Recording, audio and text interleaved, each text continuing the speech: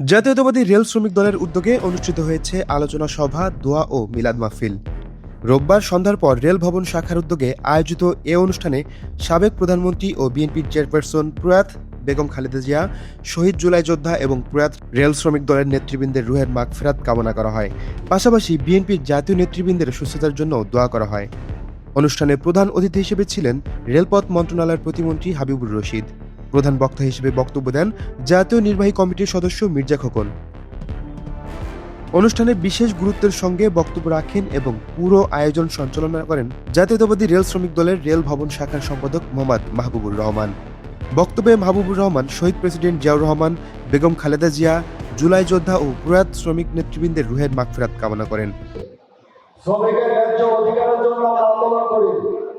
আমরা সরকারি চাকরিজীবী, আমরা কর্মচারী, আমরা শ্রমিক। আমাদের ঘামের উপরে বাংলাদেশ জাতীয়তাবাদী রেল চলছে, কিন্তু ফ্যাসিস্টদের কিছু অবসানের জন্য আমরা এখন পর্যন্ত আমাদের ন্যায্য দাবিগুলি আমরা প্রতিষ্ঠা করতে পারি নাই।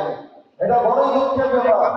আমরা চাই আমাদের এখন যারা নেতৃবৃন্দ রয়েছে, প্রশাসন রয়েছে, আমাদের সরকারের কাছে আমরা আন্দোলন জানাতে চাই যাতে আমাদের ন্যায্য দাবিগুলি পূরণ করা হোক। আমাদের পে স্কেলগুলি খুব দ্রুত বাস্তবায়ন চাই। আমাদের ওয়েমেন্টের 12 দফা যে সুপারিশ দেওয়া হয়েছে সেগুলি বাস্তবায়ন আমরা দ্রুত সমাপ্ত করতে চাই। আমরা বেতন বৈষম্যের কাছ থেকে বের হয়ে যেতে চাই। আমরা অনেক ঘাম ঝরাই, আমাদের ঘামের উপরেই বাংলাদেশ রেল চলে। প্রশাসনের মধ্যে এখনো ঘাটতি মেরে বসে আছে প্রেসিডেন্টের সেই দালাল, যাদের কারণে আজকে আমাদের কোনো ন্যায্য দাবি পূরণ হচ্ছে না। আমাদের সরকার আন্তরিক, আমরা জানি আমাদেরকে ধৈর্য ধারণ করতে হবে। প্রিয় বন্ধুগণ, আমরা সেটাও মানি, কিন্তু আপনি তো আমার ন্যায্য দাবিটা তো পূরণ করবেন। শ্রমিকের ন্যায্য দাবি পূরণের জন্য কেন এত কাল বিলম্ব তৈরি করা হয় সেটা আমাদের বোধগম্য না।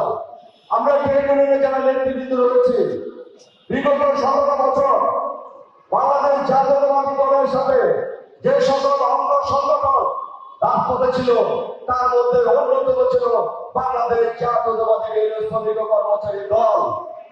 আমরা ফ্যাসিস্টদের কাছে মাথা নত করিনি।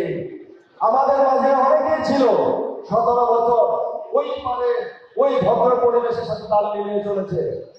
আমরা যারা ছিলাম, আমরা যারা ছিলাম, তারা এখনো আছে।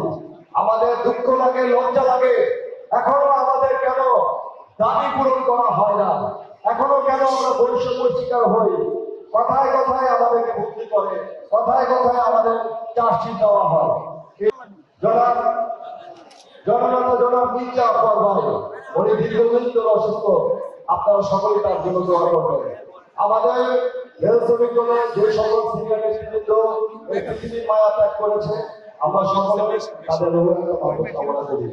একই সঙ্গে মির্জা আব্বাস ও নজরুল ইসলাম খানের দ্রুত সুস্থতার জন্য দোয়া করেন। তিনি রেল শ্রমিক দলের গঠনের ইতিহাস ও শ্রমিকদের অধিকার আদায়ের আন্দোলনের বিভিন্ন দিক তুলে ধরেন। রেলের উন্নয়ন ও গতি নিশ্চিত করতে সবাইকে ঐক্যবদ্ধভাবে কাজ করতে হবে।